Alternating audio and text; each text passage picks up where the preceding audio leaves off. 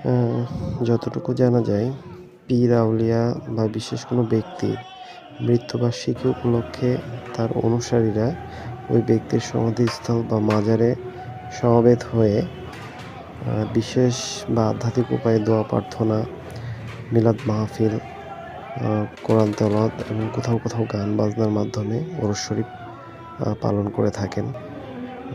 ইসলামে এর কোনো প্রমাণ পাওয়া যায়নি। তবে কিছু মানুষ বিশ্বাস করেন যে এই দিনে তারা এই দোয়া মাধ্যমে তাদের পীরের জন্য কল্যাণ এবং আল্লাহর নৈকট্য লাভ করেন এবং তাদের মধ্যে একতা তৈরি হয়।